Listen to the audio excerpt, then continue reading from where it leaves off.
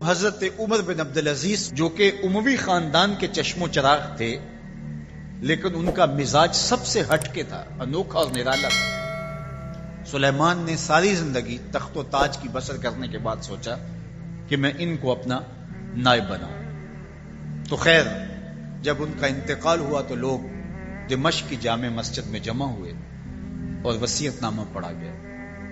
تو حضرت عمر بن عبدالعزیز کھڑے ہوئے، فرمایا لوگوں، نہ تو میری منشا تھی کہ مجھے خلیفہ بنایا جائے اور نہ مجھے اس بات کا علم تھا، یہ میری منشا اور آپ لوگوں کی مشاورت کے بغیر کیا گیا ہے، میں اس سے دستبردار ہوتا ہوں، آپ جس کو چاہیں اپنا خلیفہ مقرر کر لیں۔ تو لوگوں نے کہا آپ ہی ہمارے امیر ہیں، آپ ہی ہمارے خلیفہ ہیں۔ تو آپ نے فرمایا کہ جب تک اللہ کی اطاعت کرتا رہوں تب تک تمہارا خلیفہ رہوں۔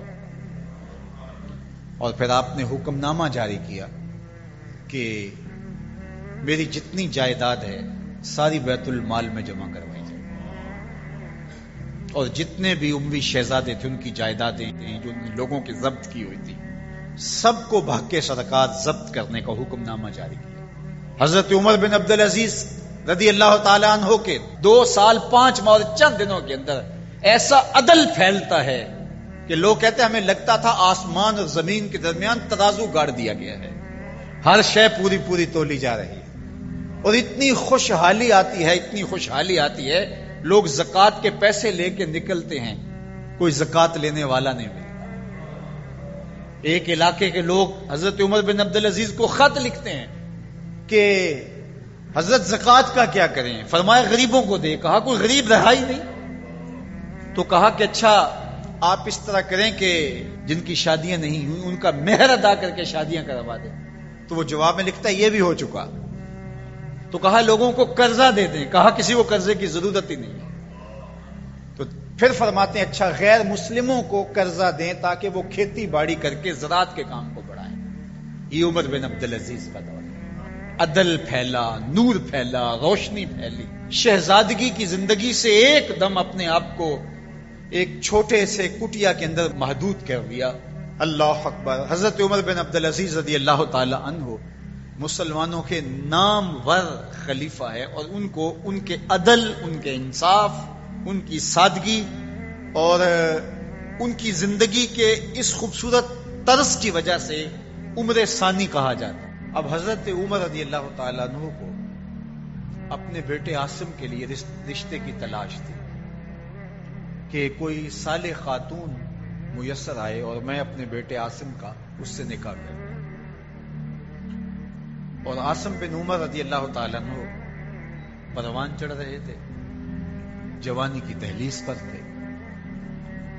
آپ جانتے ہیں کہ حضرت عمر رضی اللہ تعالیٰ عنہ کا دور خلافت عدل و انصاف پر مشتمل تھا، اور وہ خود رات کو گشت کیا کرتے تھے اور دیکھتے تھے کہ کسی گھر میں مفلسی کا ماتم نہ ہو، کوئی کسی پہ ظلم، جبر اور جور اور زیادتی نہ کر رہا ہو، عدل و انصاف قائم ہو، لوگوں کا خیال رکھتے، لوگوں کی ضروریات کا خیال رکھتے۔ تو ایک گھر کے قریب سے گزرے، سحر کا وقت تھا، تو بیٹی کو اس کی ماں کہہ رہی تھی کہ دودھ میں پانی شامل کر دو۔ تو بیٹی نے کہا کہ امیر المومنین نے منع کر رکھا ہے کہ یہ دھوکہ دہی ہے۔ تو ماں نے کہا کہ امیر المومنین عمر کب دیکھ رہے ہیں؟ تو بیٹی بولی عمر نہیں دیکھ رہا، عمر کا رب تو دیکھ رہا ہے۔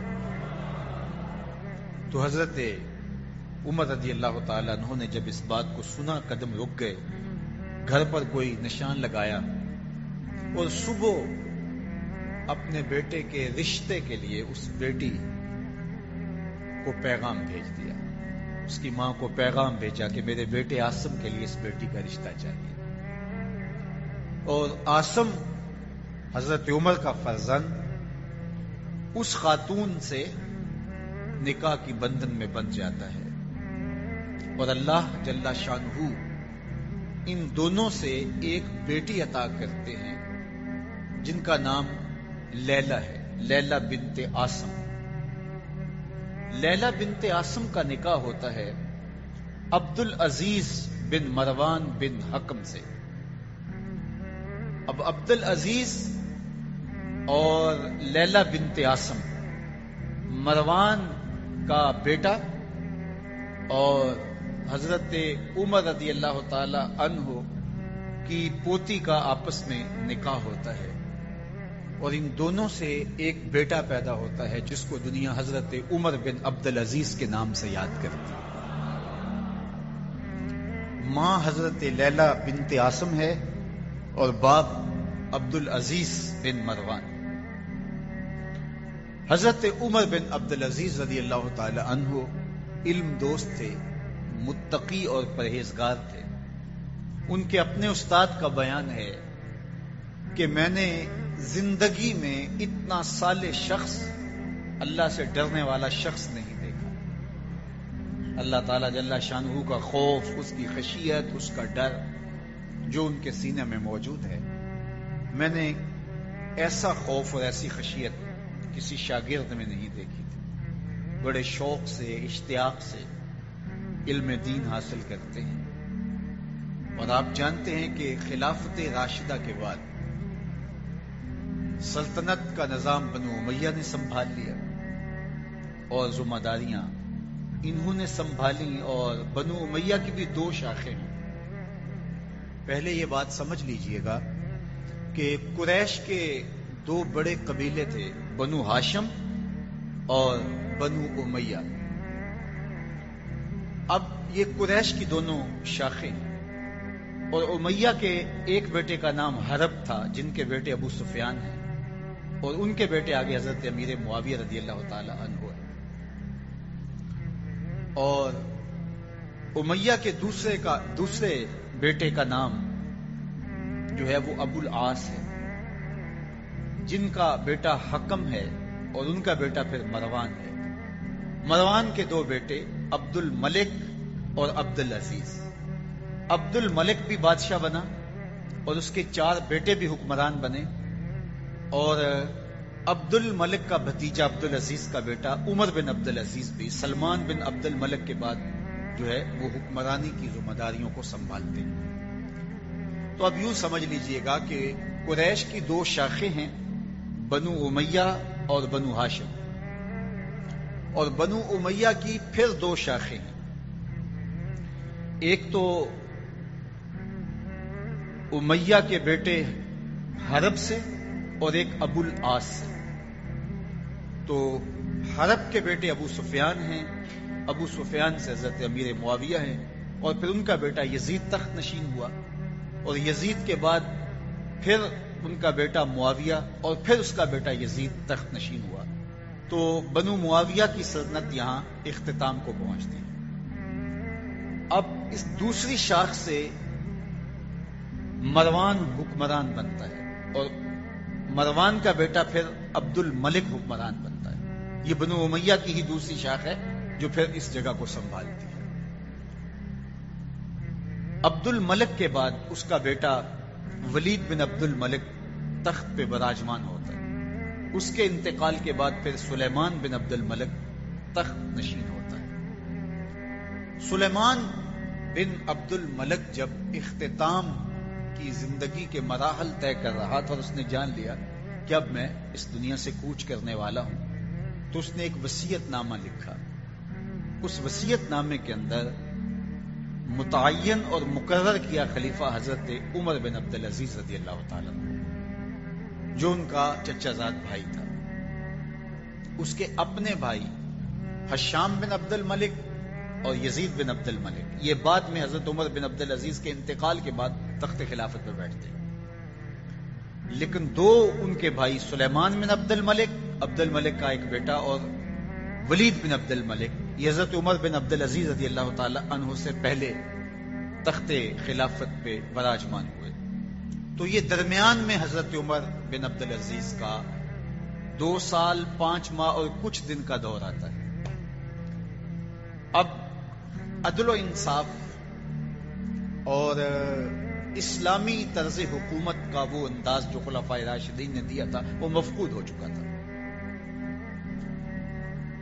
اب جب حضرت عمر بن عبدالعزیز کو خلافت کی ذمہ داریاں عائد کر دی گئی اور ایک خط لکھا انہوں نے اور سر بمہر تھا اور کہا کہ جب میں انتقال کر جاؤں تو اس کے بعد یہ لوگوں کو جمع کر کے خط پڑھا جائے، اور میری یہ وصیت ہے کہ میرے بعد میرا بھائی نہیں بلکہ میرے چچا کا بیٹا عمر بن عبدالعزیز خلیفہ ہوگا، جو کہ حضرت عمر بن عبدالعزیز رضی اللہ تعالی عنہ کا تجربہ سب کو تھا کہ وہ عادل ہے، مدینہ المنورہ کے ایک عرصہ گورنر رہے، اور جب ان کو گورنری پیش کی گئی تو انہوں نے کہا کہ میں پچھلے حکمرانوں کی طرح، گورنروں کی طرح ظلم اور تعدی سے کام نہیں لوں گا، میں انصاف سے کام لوں گا، اگر تمہیں منظور ہے تو میں گورنری قبول کرنے کو تیار ہوں۔ انہوں نے کہا بالکل ہمیں قبول ہے، چاہے ایک پائی بھی خزانے میں نہ آئے، آپ عدل و انصاف کریں۔ تو آپ مدینہ المنورہ میں گئے، 30 اونٹوں پر آپ کا سامان لد کر کے گیا، اتنے امیر تھے، اور آپ کی جو اہلیہ تھی وہ عبد الملک کی بیٹی تھی، فاطمہ بنت عبد الملک، اس کا باپ بادشاہ، اس کا دادا بادشاہ، اس کے 4 بھائی بادشاہ، اور پھر بعد میں اس کا شوہر عمر بن عبدالعزیز وہ بھی خلیفہ بنتے۔ تو اس طرح آپ غور کیجئے کہ وہ 7 طرح سے شہزادی تھی۔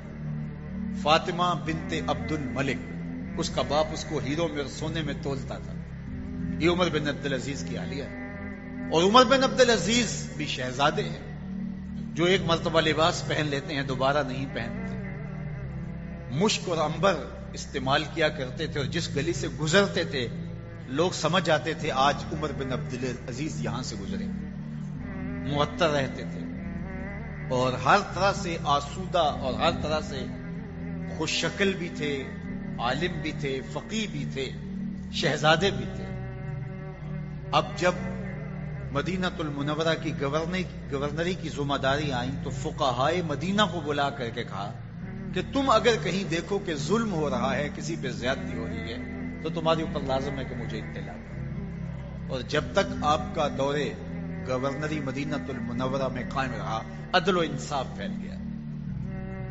اب عمر بن عبدالعزیز جو کہ اموی خاندان کے چشم و چراغ تھے، لیکن ان کا مزاج سب سے ہٹ کے تھا، انوکھا اور نرالا تھا۔ سلیمان نے ساری زندگی تخت و تاج کی بسر کرنے کے بعد سوچا کہ میں ان کو اپنا نائب بناؤں۔ تو خیر جب ان کا انتقال ہوا تو لوگ دمشق کی جامع مسجد میں جمع ہوئے اور وصیت نامہ پڑھا گیا۔ تو حضرت عمر بن عبدالعزیز کھڑے ہوئے، فرمایا لوگوں، نہ تو میری منشا تھی کہ مجھے خلیفہ بنایا جائے، اور نہ مجھے اس بات کا علم تھا، یہ میری منشا اور آپ لوگوں کی مشاورت کے بغیر کیا گیا، میں اس سے دستبردار ہوتا ہوں، آپ جس کو چاہیں اپنا خلیفہ مقرر کریں۔ تو لوگوں نے کہا امیر المومنین آپ ہی ہمارے امیر ہیں، آپ ہی ہمارے خلیفہ ہیں۔ تو آپ نے فرمایا کہ جب تک اللہ کی اطاعت کرتا رہوں تب تک تمہارا خلیفہ رہوں۔ اور پھر آپ نے حکم نامہ جاری کیا کہ میری جتنی جائیداد ہے ساری بیت المال میں جمع کروائی جائے، اور جتنے بھی اموی شہزادے تھے ان کی جائیدادیں جو لوگوں کی ضبط کی ہوئی تھی سب کو بھگ کے صدقات ضبط کرنے کا حکم نامہ جاری کیا۔ مسجد سے باہر نکلے تو آپ کے لیے شاہی سواری لائے گی، فرمایا میرا خچر کافی ہے میرے۔ گھر پہنچے تو اپنی بیوی فاطمہ بنت عبد الملک سے کہا، جو بادشاہ کی بیٹی ہے، بادشاہ کی پوتی ہے، اور 4 بادشاہوں کی بہن ہے، ناز و نعم میں پلی ہوئی ہے، کہا کہ میرے ساتھ تم رہنا چاہو تو تمہیں اپنے سارے زیورات، زر و جواہر، سارا مال بیت المال میں جمع کروانا ہوگا، اور فقیرانہ زندگی بسر کرنا ہوگی، اور اگر تم اس پہ تیار نہیں ہو تو میری طرف سے تمہیں اجازت ہوگی، تمہیں طلاق ہوگی۔ اب اس پاک باز خاتون نے کہا کہ میں اس کے لیے تیار ہوں، میں فقیری کی زندگی کو ترجیح دیتی ہوں۔ اب حضرت عمر رضی اللہ تعالیٰ عنہ نے صرف 2 سال 5 ماہ اور کچھ دن حکومت کی،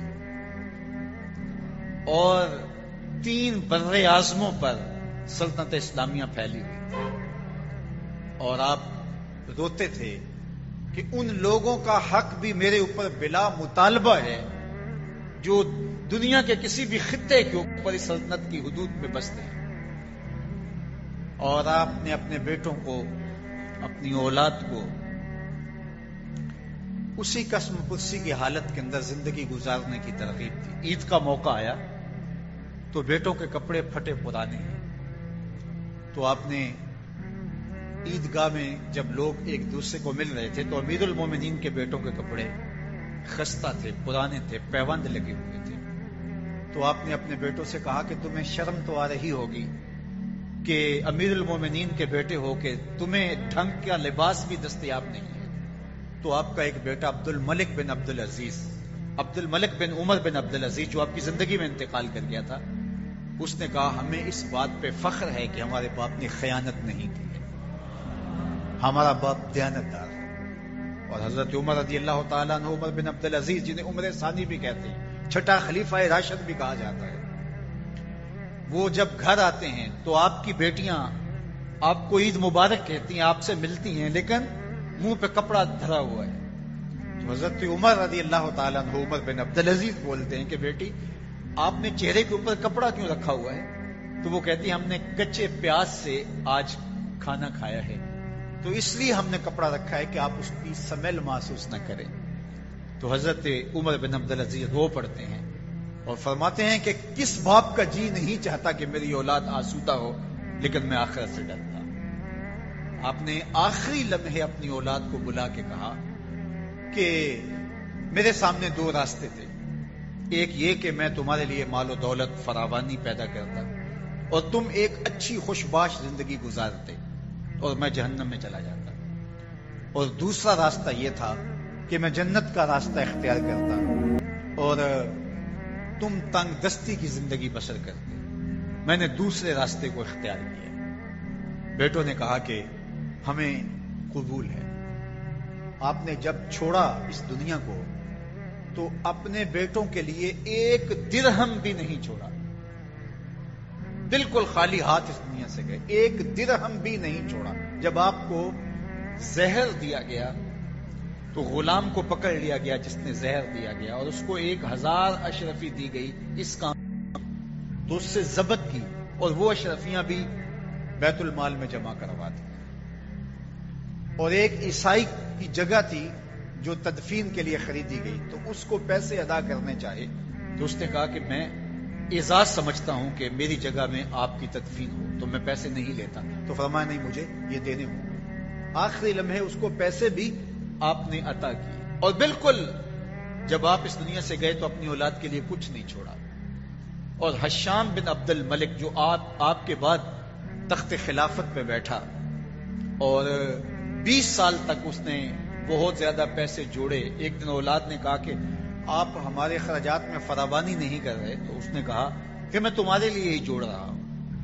اور جب وہ فوت ہوا تو اس کے ہر بیٹے کو 10-10 لاکھ درہم ملے، اتنی خطیر رقم ملی. لیکن تاریخ بتاتی ہے کہ بعد میں وہ بچے دمشق کی جامع مسجد کی سیڑھیوں کے پاس کھڑے ہو کے بھیک مانگا کرتے تھے. حشام بن عبد الملک کے بیٹے، وقت کے شہنشاہ کے فرزند، اور عمر بن عبد العزیز جنہوں نے اپنے بیٹوں کے لیے ایک پھوٹی کوڑی بھی نہیں چھوڑی تھی، وہ ایک مجلس میں 100 اونٹ راہ خدا میں خیرات کیا کرتے. تو اپنی اولاد کو اچھائی دے کے جاؤ، تقوی دے کے جاؤ، دیانت دے کے جاؤ، خیر دے کے جاؤ، برکت دے کے جاؤ، نور دے کے جاؤ. مکر و فریب سے، دجل و تلبیس سے، دھوکہ دہی سے، لوٹ مار سے جمع کیا ہوا پیسہ اولاد کو آپ دے دیں گے، لیکن اولاد آپ بھی جہنم میں جلیں گے اور اولاد بھی ذلیل و رسوا ہوگی. تو حضرت عمر بن عبد العزیز رضی اللہ تعالیٰ عنہ نے ہمیں بتایا کہ کس طرح اپنے گھر والوں کو سنبھالا جاتا ہے. جب حضرت عمر بن عبد العزیز کا دور آتا ہے تو نیا لباس پہننے کے لیے بھی دستیاب آپ کے پاس کچھ نہیں ہوتا ہے. تو بیوی کہتی ہے کہ آج عید کا دن ہے تو کچھ آپ ایڈوانس تنخواہ ہی لے لیں جس سے ہم کم از کم اپنی ضروریات کو تو پورا کریں. تو حضرت عمر بن عبد العزیز نے کہا یہ بات تم نے ٹھیک کہی. تو آپ جاتے ہیں ناظم مالیات کے پاس اور اس کو کہتے ہیں کہ 1 مہینے کی تنخواہ اگر مجھے ایڈوانس دے دیں تو عید کا دن ہے میں اپنی ضروریات کو پورا کر لوں. اب وہ وزیر خزانہ کیا بولتا ہے؟ امیر المومنین کہہ رہا ہے تو وہ کہتا ہے جناب حاضر ہے سب کچھ، لیکن وہ بھی تربیت یافتہ عمر بن عبد العزیز کا تھا. اس نے کہا آپ مجھے لکھ کے دے سکتے ہیں کہ آپ 1 مہینے تک زندہ رہیں گے؟ تو حضرت عمر بن عبدالعزیز وہیں سے واپس پلٹ آتے ہیں. کہا تیری مہربانی، تو نے مجھے صحیح بات بتائی. یہ عمر بن عبدالعزیز کا دور ہے. سمرقند فتح ہوتا ہے تو وہاں کے لوگ خط لکھتے ہیں عمر بن عبدالعزیز رضی اللہ تعالیٰ عنہ کو کہ جناب جو فاتح ہمارے شہر میں داخل ہوئے ہیں انہوں نے ہمیں بتائے بغیر شہر پہ دھاوا بول دیا، ہم سے کوئی مذاکرات نہیں کیے، کوئی بات نہیں کی، تو یہ اچانک حملہ اسلامی تعلیمات کے کیا منافی نہیں ہے؟ مسلمان تو موقع دیتے ہیں، یا جزیہ دو، فدیہ دو، جزیہ دو، یا پھر اسلام قبول کرو یا پھر ہم حملہ کریں گے. انہوں نے کوئی بات نہیں کی.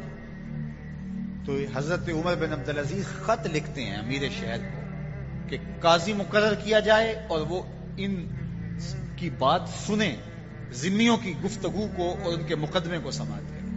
عدالت لگتی ہے، امیر شہر بھی آتا ہے اور ذمی بھی جمع ہوتے ہیں. قاضی فیصلہ دیتا ہے کہ فوجیں واپس شہر سے باہر جائیں، شہر کو چھوڑ دیا جائے گا. پھر وہاں جا کر کے آپ ان کو مذاکرات کے لیے بلائیں گے. مذاکرات کامیاب نہیں ہوتے تو پھر آپ کو اختیار ہوگا حملہ کرنے کا. پھر یہ جیتیں یا آپ جیتے، یہ فیصلہ بات کا ہے. ان ذمیوں نے، ان کفار نے کہا کہ ہم آپ کی سلطنت کو قبول کرتے ہیں. یہ عمر بن عبدالعزیز رضی اللہ تعالیٰ عنہ کا دور.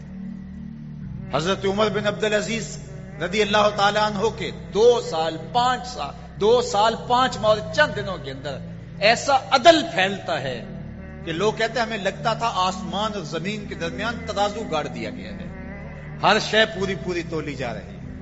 اور اتنی خوشحالی آتی ہے لوگ زکوٰۃ کے پیسے لے کے نکلتے ہیں، کوئی زکوٰۃ لینے والا نہیں ملتا. ایک علاقے کے لوگ حضرت عمر بن عبدالعزیز کو خط لکھتے ہیں کہ حضرت زکوٰۃ کا کیا کریں؟ فرمایا غریبوں کو دے. کہا کوئی غریب رہا ہی نہیں. تو کہا کہ اچھا آپ اس طرح کریں کہ شادیاں کروا دیں، جن کی شادیاں نہیں ہوئی ان کا مہر ادا کر کے شادیاں کروا دیں. تو وہ جواب میں لکھتا ہے یہ بھی ہو چکا.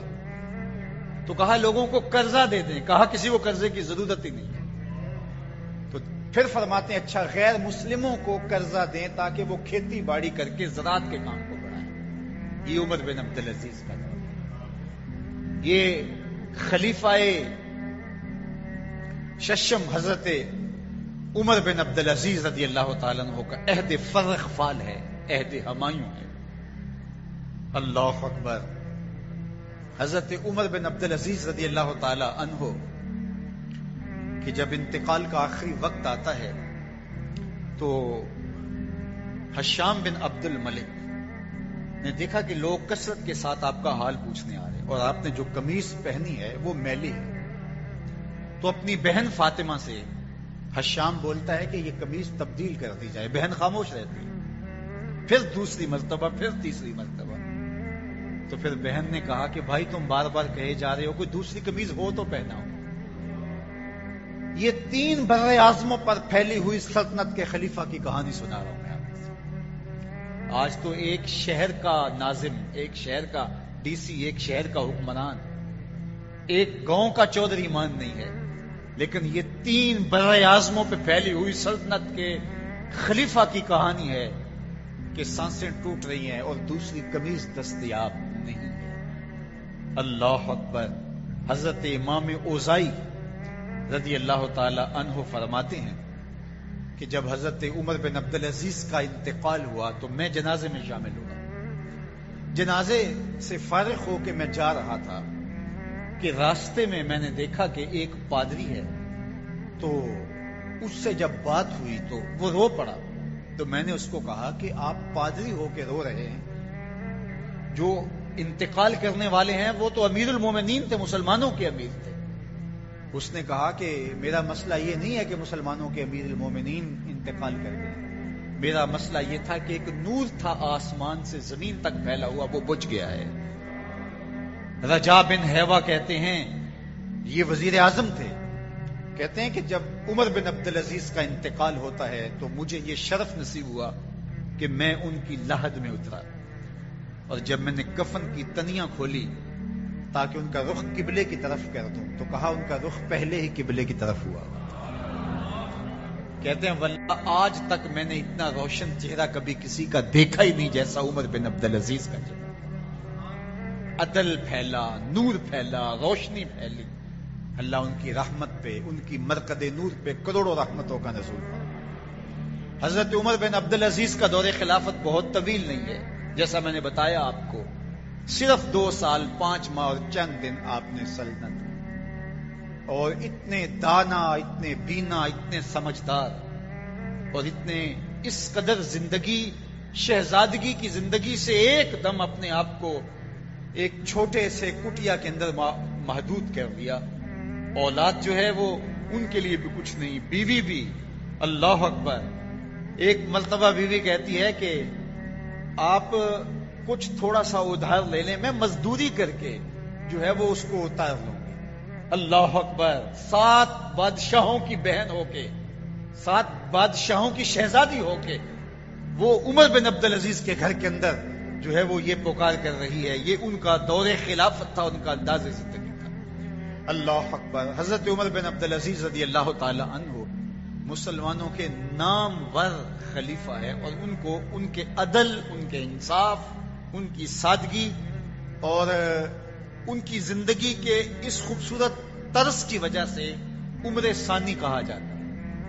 حضرت عمر رضی اللہ تعالی عنہ کی اولاد سے ان کا چونکہ تعلق بھی تھا، ان کی والدہ حضرت عمر رضی اللہ تعالی عنہ کی پوتی تھی، اور یہ اثر بھی تھا، نسب کے اثرات بھی تھے، اور پھر آپ نے تربیت بھی حضرت عمر رضی اللہ تعالی عنہ کے خاندان کے اندر پائی.